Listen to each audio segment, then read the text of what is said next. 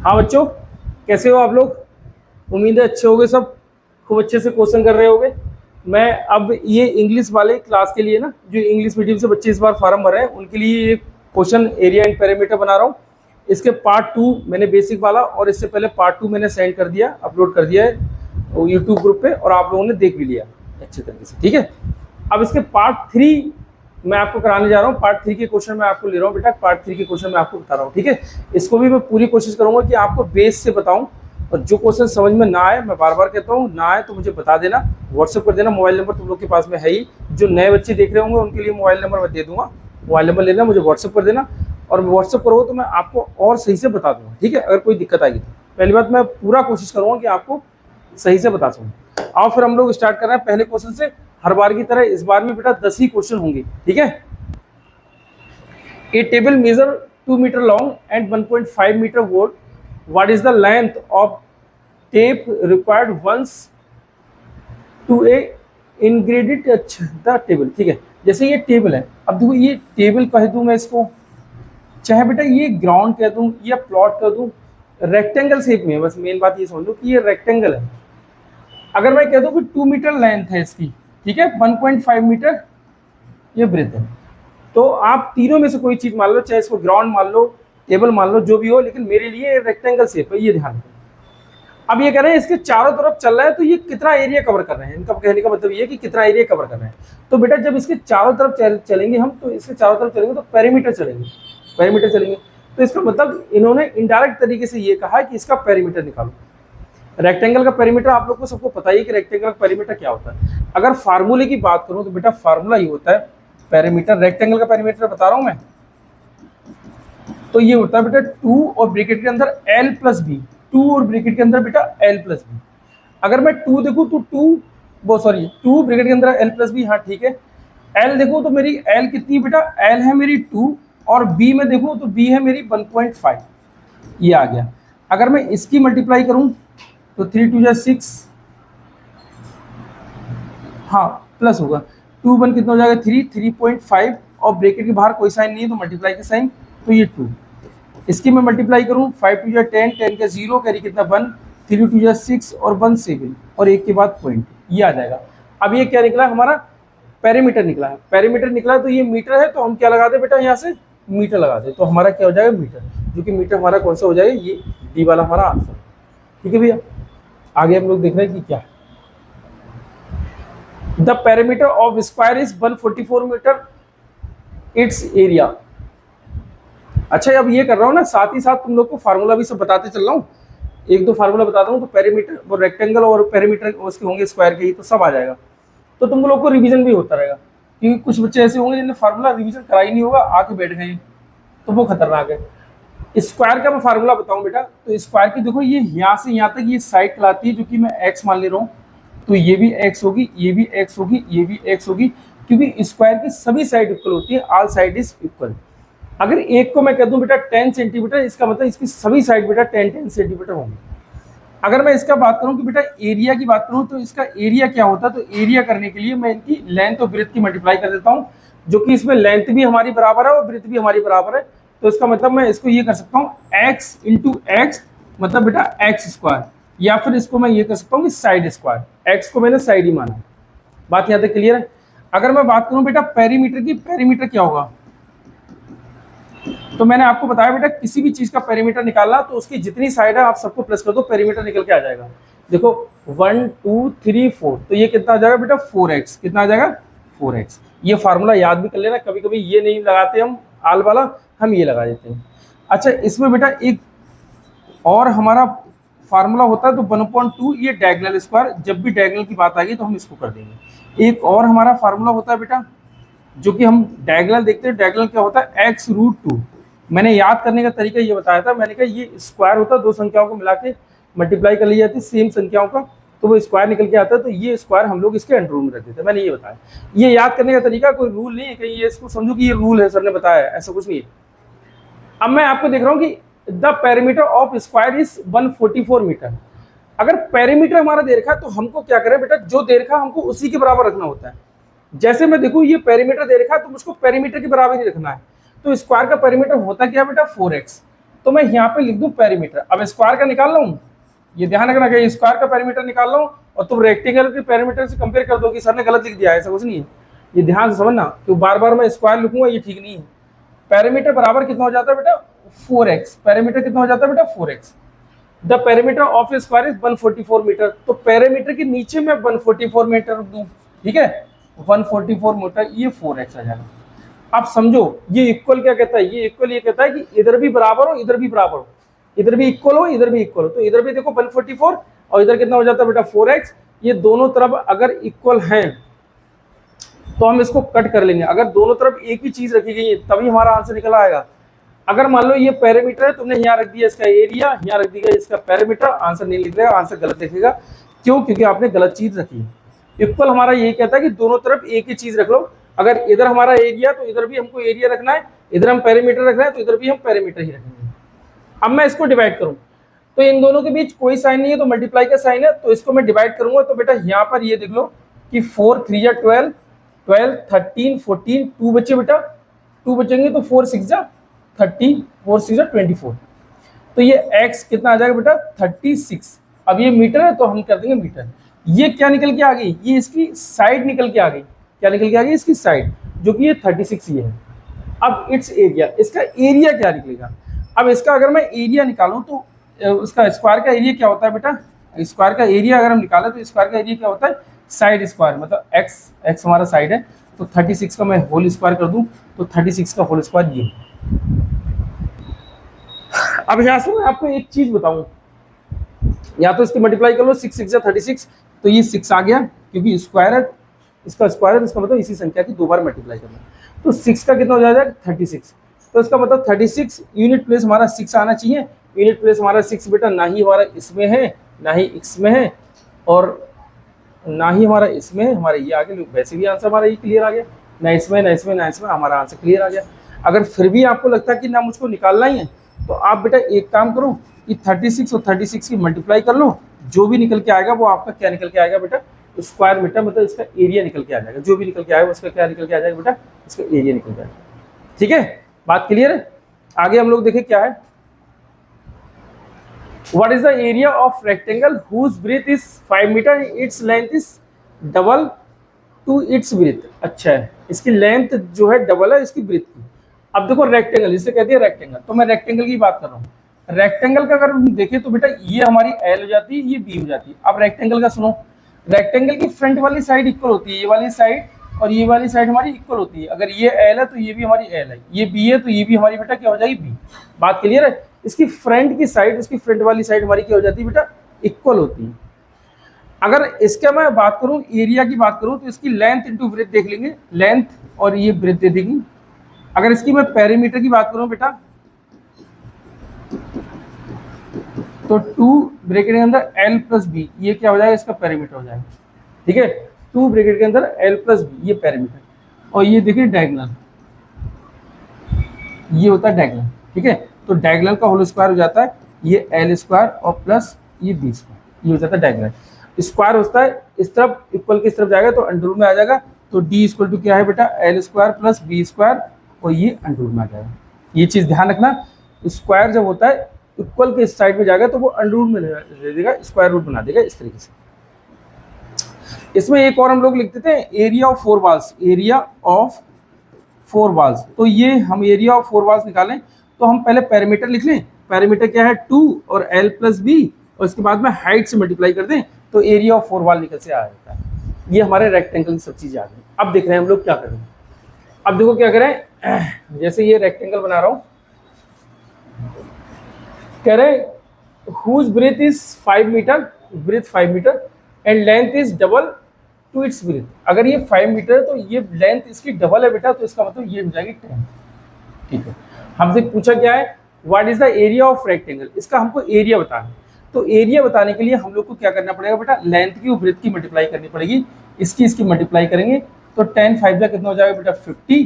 अब ये क्या है? मीटर है, तो मैं इसको या तो मीटर स्क्वायर कर दूं या मैं इसका आंसर इतना कर दूं कि 50 स्क्वायर और ये मीटर कर दूं, या तो इतना कर दूं। अब ये समझो, इन दोनों में से कोई एक आंसर। मैं अक्सर बताता रहता हूँ कि बेटा आंसर आपका ऐसे ही नहीं आएगा अगर मीटर में देखेंगे, वो स्क्वायर वो एरिया देखेंगे, ऐसे की जगह ये भी आंसर आ सकता है, या ये हो सकता है, ये आंसर आपका ये हो सकता है, दोनों में से कोई भी आंसर हो सकते हैं। हम देखें भैया हमारा कौन सा, ये 50 मीटर स्क्वायर हमारा ये वाला आंसर हो जाएगा, 50 मीटर स्क्वायर। बात यहाँ तक सब क्लियर होगी, कोई दिक्कत नहीं है। अब मैं इसमें और बताऊंगा तो ये क्लास बढ़ती रहेगी, तो इसलिए रहने दो, जैसा जो आएगा उसी पे मैं बताता रहूँगा। मैंने स्क्वायर के और रेक्टेंगल के दोनों के फार्मूले आप लोग को बता दिए, अब बार बार नहीं बताऊंगा फार्मूला, ठीक है। देखो the area of rectangle measure is 6 metre long is 30 metre square its breadth. अब देखो ये लॉन्ग तो दे रखी है 6 मीटर, और ये 30 मीटर स्क्वायर, ये क्या दे रखा है बेटा, एरिया दे रखा है, ये एरिया दे रखा है। तो लेंथ का एरिया होता क्या बेटा, लेंथ का एरिया ये होता है L into B, L into B. अब ये क्या है 30 मीटर स्क्वायर, तो एरिया को मैं यहाँ रख दे रहा हूँ बेटा 30 मीटर स्क्वायर। मैंने तुमसे कहा जो चीज हो उसको वहीं रख दो, आंसर अपने आप निकल के आएगा। ये 30 मीटर स्क्वायर, तो एरिया दिखा रहा है, एरिया को मैंने एरिया के नीचे रखा है।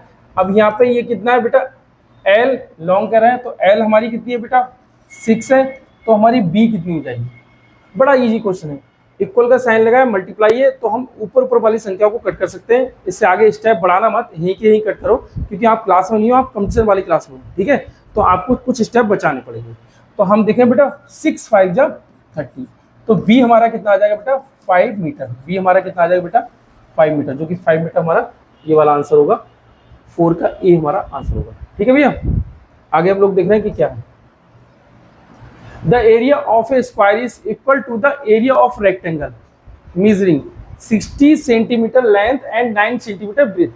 The perimeter of the square will be, ठीक है, the area of the square is equal to the area of rectangle. कह रहे दोनों के एरिया बराबर है, the area of square and area of rectangle. अगर मैं स्क्वायर की बात करूं, ये मैं इसको सिंबल बना दे रहा हूँ, ये स्क्वायर है, ये बेटा रेक्टेंगल बना दे रहा हूँ, इन दोनों को लिख रहा हूँ। अगर इसकी एरिया की बात करूं तो ये होता है साइड स्क्वायर, मतलब साइड हम लोग मानते हैं x, तो x का स्क्वायर कर देते हैं। अभी मैंने आपको पीछे बताया था, ये होती है इसकी L, ये होती है इसकी V, ये हम इसको x मान ले रहे हैं। L भी होता है, अगर मैं इसका एरिया निकालूं, मतलब रेक्टेंगल का एरिया निकालूं, तो ये हो जाता है LB। यहाँ तक इनने कहा है कि the area of square is equal to the area of rectangle. मैंने दोनों के एरिया इक्वल कर दिए। Measuring 16 centimetre length and 9 centimetre width. अब 16 सेंटीमीटर लेंथ हो गई और 9 सेंटीमीटर ब्रेथ हो गई, इसका मतलब ये रेक्टेंगल की इन्होंने बात कर दी। तो रेक्टेंगल में मैं यहाँ लेंथ करूंगा बेटा 16 सेंटीमीटर और ब्रेथ करूंगा बेटा 9 सेंटीमीटर, और ये एक्स स्क्वायर हो जाएगी। यहाँ तक बात सबके समझ में आ गई। मैं बार बार कहता हूँ बेटा स्क्वायर जब होता है तो इक्वल के उस तरफ जाएगा तो वो अंडर रूट में आ जाता है। तो मैं यहाँ पर ये कर लूँ बेटा x इक्वल टू 16 इंटू 9, तो ये अंडर रूट में ये इस तरीके से आ जाएगा, ये 16 इंटू 9। तो अब मैं यहाँ से बाहर बेटा जब भी निकालूंगा तो ये अंडर रूट बना हुआ है, यहाँ पर अगर कोई साइन नहीं है तो इसका मतलब हम इसको 2 मान लेते हैं। इसका मतलब ये होगा कि 2 डिजिट मिलाकर 1 डिजिट बाहर निकालना। 2 डिजिट सेम होंगे, 2 डिजिट अगर सेम होंगे तो उनमें से 1 डिजिट बाहर निकालना है, ठीक है, ये ध्यान रखना। अगर मैं ये करूँ बेटा 4 इंटू 4, भाई 16 को मैं ये कर सकता हूँ 4 इंटू 4, 9 को ये कर सकता हूँ बेटा 3 इंटू 3, ये आ गई इस तरीके से। इन दोनों में से मैं 4 बाहर निकाल दूँ भैया, ठीक है, इन दोनों में से मैं 3 बाहर निकाल दूँ भैया, ये आ गया। तो 4 3 12, ये 12 सेंटीमीटर, क्या आ गया 12 सेंटीमीटर। पैरामीटर बताना है। अब इसी की बात करें, ये x की वैल्यू आ गई कितनी बेटा 12 सेंटीमीटर। अगर ये x की वैल्यू हमारी 12 सेंटीमीटर आ गई, ये तो the parameter of the square. अच्छा स्क्वायर की बात करें तो हम पैरामीटर को हटा भी है, स्क्वायर की कह रहे हैं। स्क्वायर की साइड सभी इक्वल होती है, तो ये बेटा स्क्वायर है। अगर हम देखें तो स्क्वायर ये क्या आ गया बेटा x आ गया, x कितने आ गया बेटा 12 आ गया। तो इसका मतलब ये भी 12, ये भी 12, ये भी 12, ये भी 12। अब इसका पैरामीटर निकालना है तो या तो फार्मूला आपका 4x आता है, या तो वो कर लो, या इन सबको प्लस कर लो, दोनों में से एक कर लो। तो अगर मैं पैरामीटर इसका निकालूं बेटा तो पैरामीटर क्या हो जाएगा 4x, मैंने फार्मूला रख दिया 4 इंटू साइड कितनी हमारी 12, तो 12 4 जा 48, तो 48 सेंटीमीटर मीटर जो भी हो 48 सेंटीमीटर। सेंटीमीटर क्यों है, क्योंकि यहाँ पे ये सेंटीमीटर लगा है। ये भी ध्यान रखना, बच्चे कंफ्यूज हो जाते हैं। जब यहाँ सेंटीमीटर लगा तब यहाँ पे सेंटीमीटर लगा, ये ध्यान रखना। मैं अपनी तरफ से नहीं लगा रहा हूँ, अगर मीटर लगा है तो हमको मीटर लगाना पड़ेगा, और सेंटीमीटर लगा है तो हमको सेंटीमीटर लगाना पड़ेगा, ठीक है भैया। आगे हम लोग देख रहे हैं, a floor of a room is measuring 5 metre and 4 metre, how many tiles will be the required to cover the floor if each tiles measure 80 centimetre and 50 centimetre, ये टाइल्स की है 80 सेंटीमीटर 50 सेंटीमीटर। अब हम लोग यहाँ पे कहाँ पे बेटा मिस कर देते हैं, ये देखो ये सेंटीमीटर है और ये मीटर है। यहाँ पर लड़के क्या करते हैं, इसको डिवाइड कर देते हैं डायरेक्ट, ऐसे डिवाइड कर दिया और इस डिजिट को ऊपर रखा, उस डिजिट को नीचे रखा, तो गड़बड़ कर देते हैं। भाई ये रेक्टेंगल है, ये जैसे ये रेक्टेंगल शेप में बना हुआ है, ये कह रहे हैं 5 मीटर लेंथ है इसकी और कह रहे हैं 4 मीटर ब्रेथ है। इसको ध्यान से समझ लेना, 5 मीटर लेंथ है इसकी और 4 मीटर क्या कह रहे हैं बेटा ब्रेथ है। इसमें हम 80 सेंटीमीटर और 50 सेंटीमीटर की टाइल्स बिछी हुई है, ये 80 cm और ये 50 cm की ये टाइल बिछी हुई है, cm, ठीक है, ये टाइल बिछी हुई है।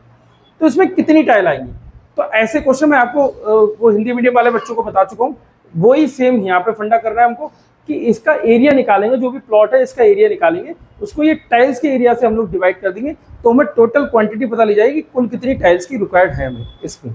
ठीक है भैया, तो मैं यही करूंगा, टाइल्स देखेंगे टाइल्स कितनी आएगी, तो मैं इसका बेटा इसको मैं प्लॉट को निकालूं तो 5 मीटर, मीटर है इसको सेंटीमीटर करूंगा, क्यों करूंगा, क्योंकि टाइल्स हमारी सेंटीमीटर में, 1 मीटर में बेटा 100 सेंटीमीटर होता है, आप लोग को पता होगा, ना पता हो तो इसको लिख लेना, याद कर लेना।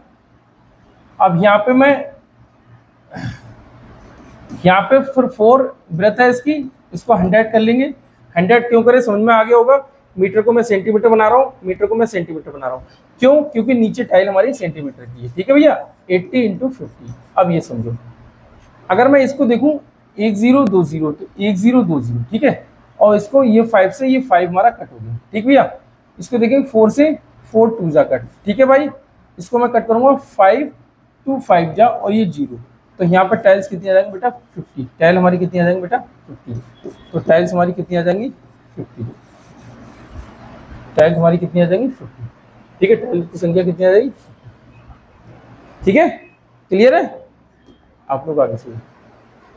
Find the cost of the carpeting a rectangle room, carpeting, अच्छा वो कॉर्पेट के बारे में, ठीक, carpet, find the carpeting the rectangle of room is the rate of the 2 rupees per square metre, यहाँ ये मैटर करता है भैया, 2 rupees per square metre, if the room is 20 metre long and 30 metre wide, 20 metre ये कह रहे हैं long हो जाएगा ये, और 30 मीटर ये, इस तरीके से बता रहे हैं कुछ, ठीक है, चलो 20 मीटर भैया एंड 30 मीटर जो भी बताते हो। अब ये स्क्वायर मीटर कह रहे हैं, स्क्वायर मीटर कब आता है, जब हम इसका एरिया निकालते हैं, ठीक है, ये ध्यान रखना। अब ये स्क्वायर मीटर आ गया कि 2 रुपीज पर स्क्वायर मीटर है, इसका मतलब मुझसे एरिया कहा है कि इनका एरिया निकालो, और एरिया आप लोग निकालते चले आ रहे हो। रेक्टेंगल का एरिया होता क्या है बेटा, एल इंटू बी, एल कितना है हमारा 20 और बी कितना है हमारा 30, 20 30, 3 2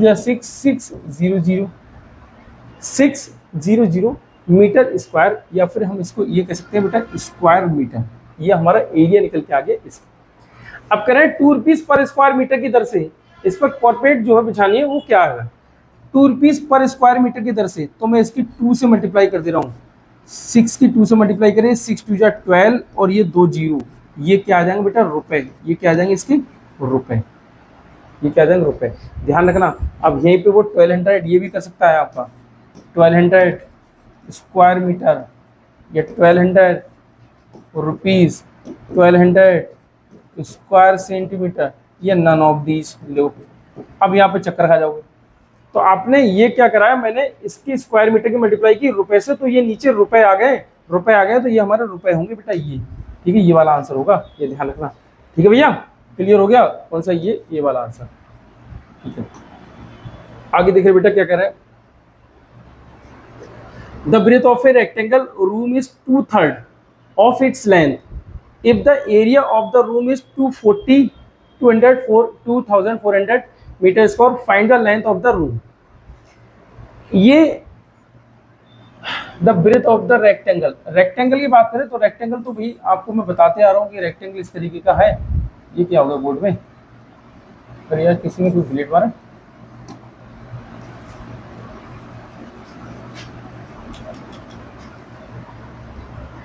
चलो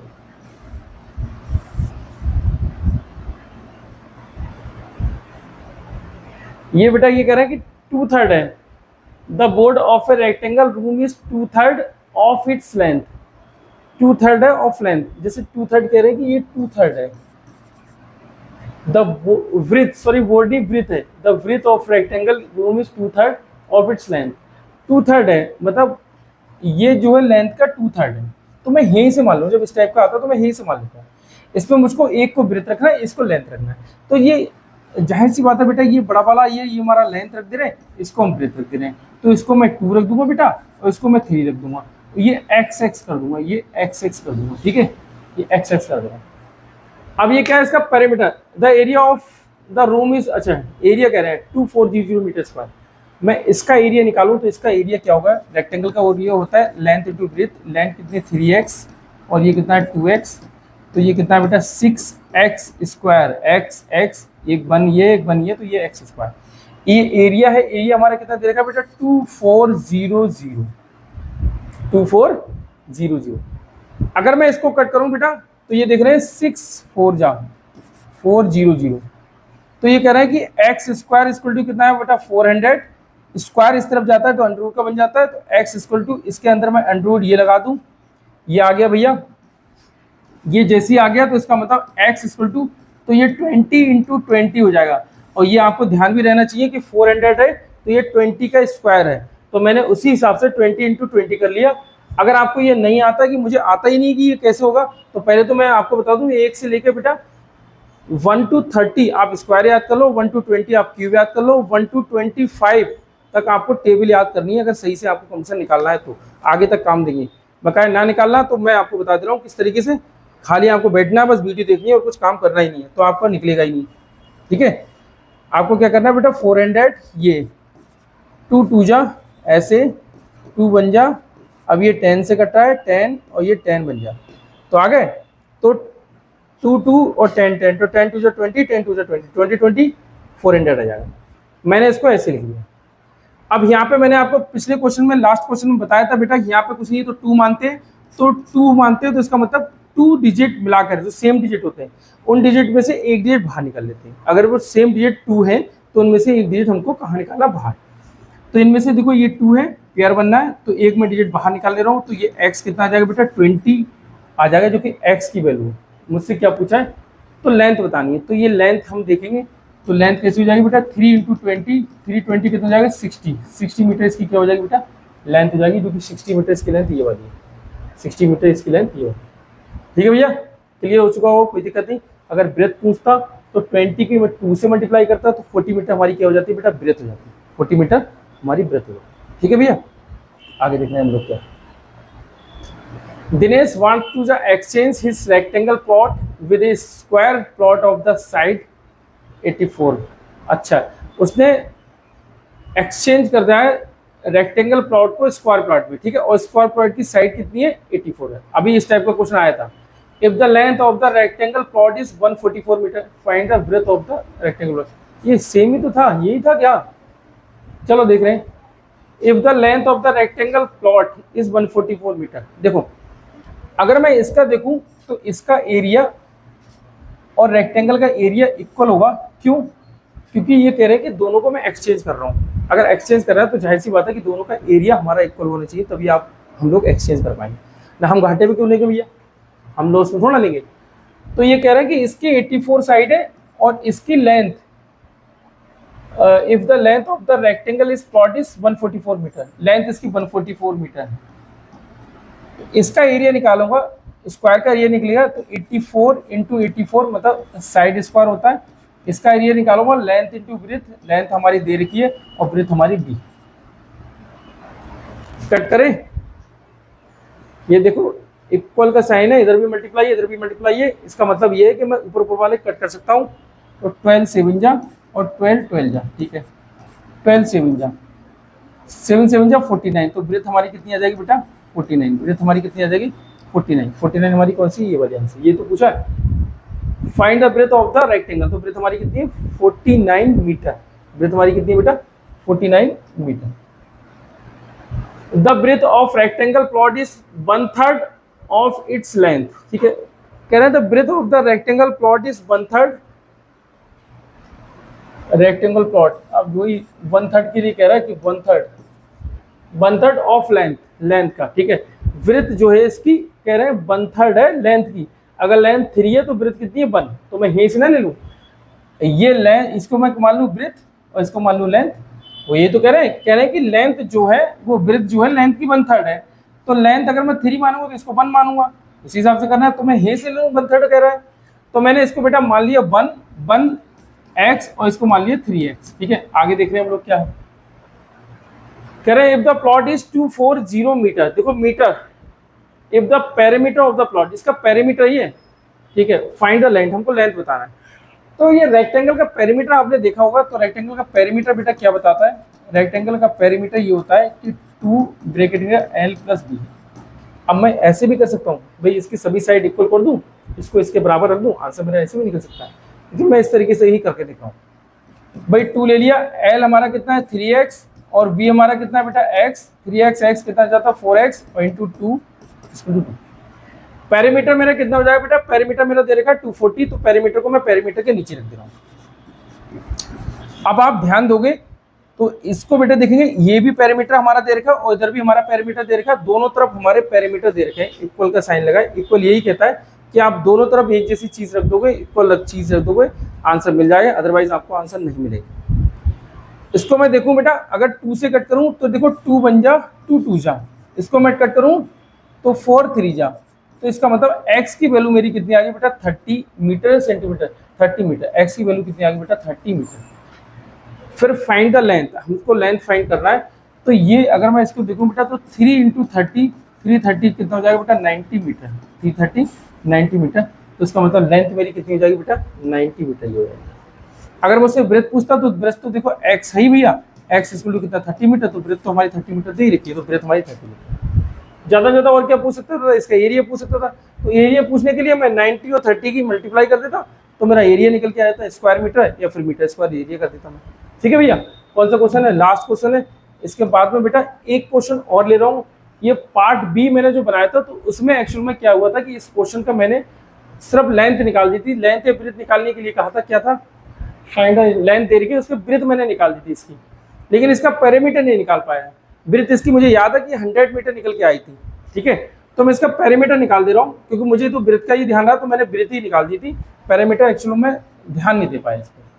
चलो मैं इसको क्वेश्चन को सॉल्व कर दे रहा हूँ यहाँ पर, और इसका हम क्या करें, area of a rectangular ground is 12500 metre square, its length is 125 metre, its perimeter.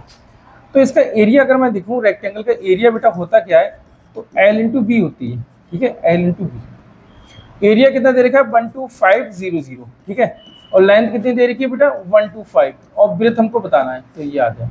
इससे मैं इसको कट कर दे रहा हूँ, तो 0 0 0 0 ऊपर रख दे रहा हूँ, तो इसका मतलब ब्रेथ कितनी आ जाएगी मेरी 100। मैंने यहीं पर इसको आंसर लगा दी थी, यहीं पर इसका टिक लगा दी थी, जबकि ये यहाँ पर टिक है नहीं। इसका पेरीमीटर बता रहा है, तो इसका पेरीमीटर होता क्या बेटा, तो 2 और L प्लस बी, और 2L कितना है बेटा, L मेरा दे रखा है 125, तो 125, बी मेरा कितना दे रखा है बेटा, बी दे रखा है, देखो मेरा 100 निकला है, तो 100 दे रखा है। तो इसको मैं अगर देखूं तो 100 225 और 2 से मल्टीप्लाई कर दूं, तो ये कितना 50 और ये 450 मीटर, इसका क्या निकल के आ जाएगा बेटा, पेरीमीटर निकल के आ जाएगा, जो कि मेरा आंसर ये होना चाहिए। मैंने आंसर लगा दिया था बी, तो आप लोग इसको ध्यान से समझ लेना। अब इसका आंसर बेटा 450 है, 450 था ही आंसर, लेकिन मैं इसको ब्रेथ समझ के मैंने सोचा था कि शायद ब्रेथ ही है, मेरे ध्यान में नहीं आया, तो मैंने इसका 100 आंसर लगा दिया। ठीक है भैया, ये अब तक के बेटा इतने 11 क्वेश्चन हो गए। एक क्वेश्चन ये पिछले लास्ट उसका था पार्ट का, ये 10 क्वेश्चन मैंने आपको बता दिए। मैंने पूरी कोशिश करी है आपको बताने की बेटा कि ये बेसिक से बताऊं, मुझे उम्मीद है कि आप इसको बहुत अच्छे से करोगे भी।